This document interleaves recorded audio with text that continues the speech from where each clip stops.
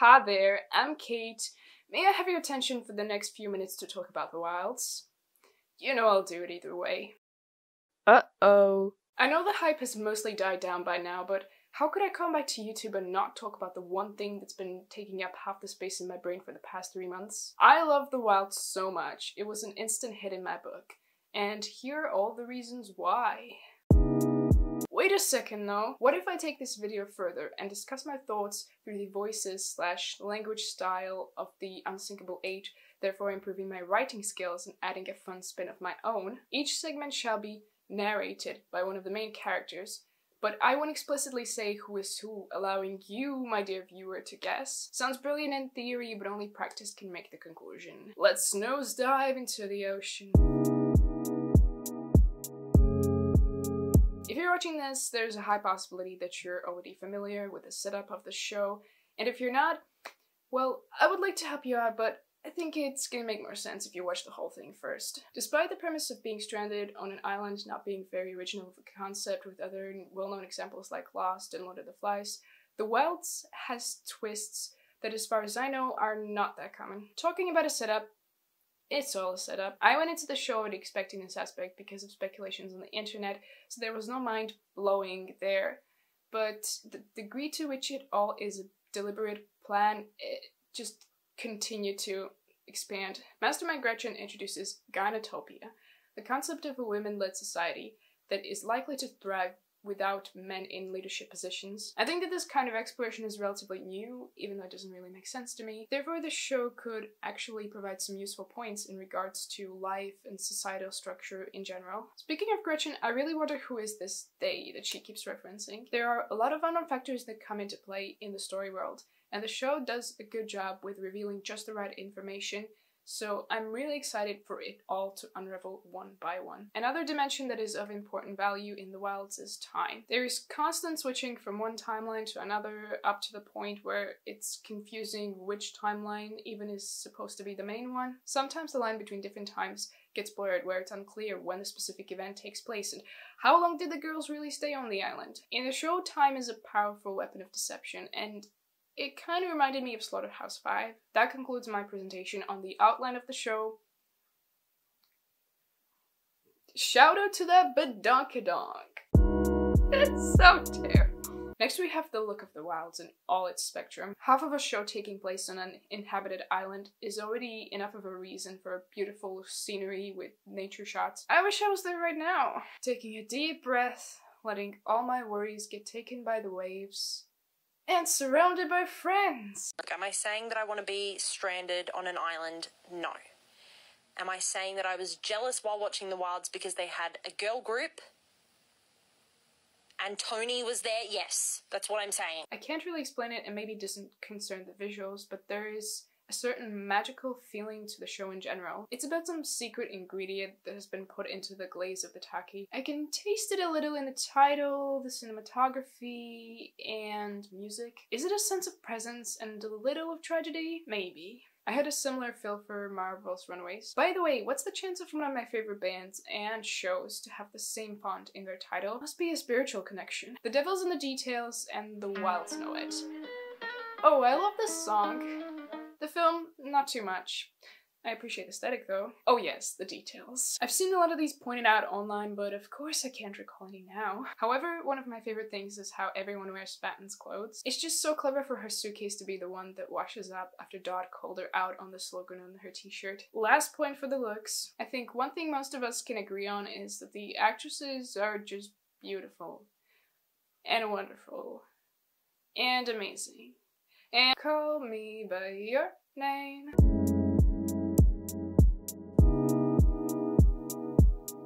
What the fuck do you think you're doing? My favorite character is Spatton. Clearly. Which makes me feel really fucking special because she's that for everyone. It actually took some time for her to grow on me, which must be the intention of the writers. Obviously it was Spatton's episode that made me drive off that cliff and see that sometimes crashing can be a beautiful thing. Once you see the other person's side of the story, the whole picture suddenly makes sense. I think that some of the frustration that I had with her not contributing in the same way that everyone else could links back to my own issues. Now there's the opposite of Spatton. Kinda. In the same way that a sunny day at the beach and a gusty wind that's not afraid to knock your hat off are opposites. Shelby is the kind of person that my moon nature is immediately drawn to, and while love may be misery, I'd bear it for her, including Shelbald. This is your man. Yes. Look at the screen. That's mine. And that's what you're going to settle for. I'm going to stick beside him. And there's also Dot. She's just cool. Where would any of us be without Dot? Drowning in our own minds in perpetual darkness. Like this bitch. I don't know how to break this to you, but Leah is probably my least favorite of the Unsinkable 8. And it was really hard to have her as the protagonist, even when she is this complex character that I need to get to know better. I'm telling you, this is a ploy just to fuck with my head. Question. Are any of your least favorite characters these assholes? No? Are you mental? Anyway. No, I don't care if the girls did not think of themselves as friends for a while. They quickly became so. What is a friend if not a stranger you can't live without? I'm a sucker for mismatched energies that turn out to bode well as time goes on. I am once again bringing up the English trilogy and the Chosen Ones. I'm getting a similar vibe here. You can really take any combination of the Wilds girls and find a gorgeous dynamic blooming between them. I know that even if Jeanette had not left them for better fields, she fit in one day. The power of female freaking friendship. Some of the girls already came in pairs, but really the only functioning one was Tony and Martha. God bless them. Their stories are very intertwined and genuine. Not even the pageant queen could interfere. I'm not ready for whatever happens to Martha. And oh, Leah and Fenton also came together but were worlds apart. That hug scene?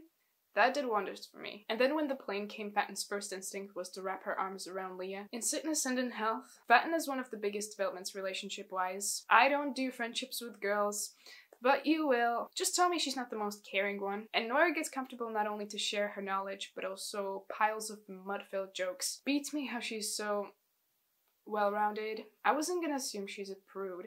Not my place to judge. I was just scrolling Pinterest, and another F word came up. Maybe this segment should have been called Family instead of Friendship Dynamics. You don't choose them, but cannot but love them. Train wrecks unite. Been waiting for this one, huh? Everyone's favorite trope that I'm sure communicates you're a healthy person. Do I love a lot of relationship evolutions like that? Yes. Is it my favorite trope? No. There are so many though. Shoni is great. They were from the start, and they will be, no matter what happens. Wait, what the fuck is that? Why are all sapphic ships the same? I think Mia and Arana have great chemistry, even though I've heard opposing opinions.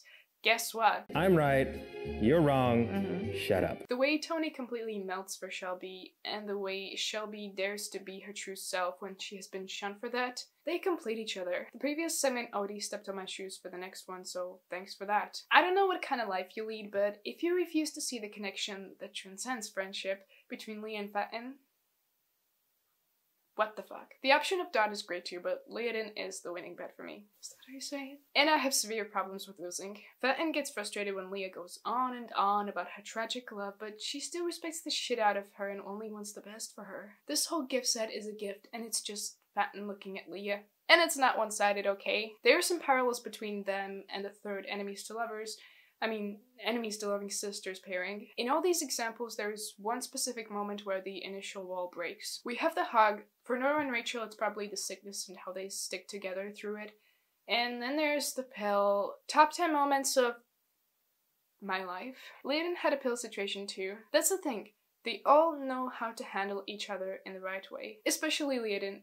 Or, again, Fenton for Leah. Get it together, Kate. You're going dark on me again. Hello? Now let's cut the crap. As Leah states in the opening monologue of the show, being a teenage girl is not easy. I know I've been one myself. Haven't for more than a year though. Some of the stuff might be cringy, but I would like you to ask yourself why. Why do you think it's cringy? Secondhand embarrassment? Relatability? Painful memories of your own? Actually, that's valid. I didn't want to offend you. All of the girls in the Wilds are carrying baggage of being misunderstood, undervalued, burnt out, because, well, that's just the universal fucking experience. Leah has main character syndrome and spends half the time talking and all of her time thinking about my name is Jeff here. Tony expresses her Aries anger physically, and sometimes the people she loves gets in the way. and Martha wears rose-colored and heart-shaped glasses. But reality can be too painful. Parents shield their children from the horrors and the douchebaggery of the world, so how can we suddenly expect them to know better? Nora has one tit pointing to Stanford and the other to Yale, but her sister Rachel can't pursue the one thing she's good at, and then it becomes her biggest fear. Fatten is frustrated with her mom who's interrupting her fun times with men, but the real dick pic sending dick is actually her father, who tells her they are alike. Shelby is finding new fruity things out about herself, but her dad kindly asks to shove them right back in. And Dot's dad, I'm sensing a theme here. This one's different though. Dear Dorothy has to take care of her dying dad and help euthanize him. You can look at this however you want. Mental strains is all they are. Teenagers have problems of the same kind as adults, but most of the time without the tools to deal with them in the right way. Can you blame them? I believe there's one thing underlying here. We all just want to be loved. Even in a place where death hangs over you like a large ball sack. I'm going to need some holy water after this. Love can still trump death. And it does. Alright, time for more fluffy shit now that all the weight is out of the way. The humor in the world is dope. A perfect balance of the cringe and the genuinely good. Fatten's premonitions are gold. The one with the plane and Jeanette's reaction, and Shark Week for Rachel. I hope there's more where that came from. Leah's only redeemable quality for me is her one-liners. And it borders more on stupid humor, so it's not like that white girl can be forgiven up for all her unnecessary screen time. I love stupid humor though. How pathetic of me. I'm going to carry the A-game line with me. The toothbrush one? Too pretentious. Throw that in the ocean. The breaking of the fourth wall and the last shot of season 1 was another point for Leah. Some of my favorite moments were the parallel humor, if that's what you can call it. The phone is dead, and she's dead. That's a 3-pointer. And another more subtle one of what's his name saying to Leah that they are in the middle of nowhere in the camping scene, cut to the island. In the wild, it's more than the humor. There's also the iconic value. Jeanette's funeral with the girl singing Raise Your Glass. That's everything. You know what I would have liked more though? If Lynn actually hated that song. Is that morbid? Besides, who the fuck hates any of Pink's songs? The next two things are more about the jokes within the fandom, which for the first time for a TV show I'm actually interested in. Like that one TikTok I saw which had a guess who of the Wild's characters and Shellbald was a separate one. You gotta admit, that's funny. And all the memes surrounding the lychee tree. Respect.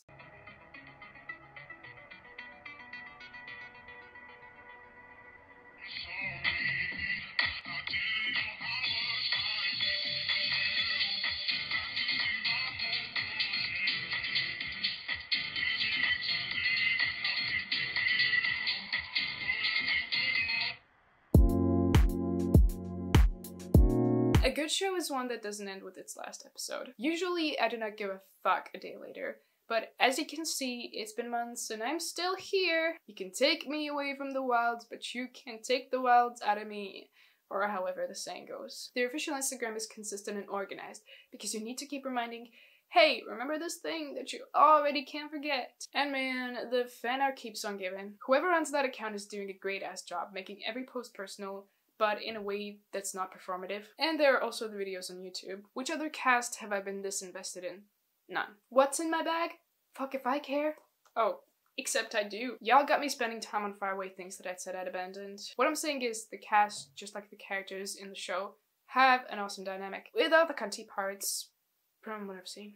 And that extends to the hellish abomination that is TikTok. Imagine what good content the group could make if they had the access. Nora has no excuses. TikTok to me seems like the most direct way to connect with someone who you don't know a dick about, so for the actresses to comment on random posts feels really fucking special. And there's so much fan-made content too. As I said, no interest before. Now I care about everything. And don't even get me started on all the theories. At this point, I don't know what's real and what's speculated anymore.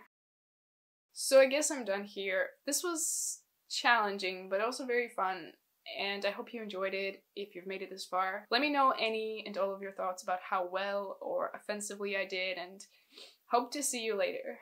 If you like this video, click the like button, subscribe for more, and do anything else that your heart decides. Just remember to be nice. Have a wonderful day.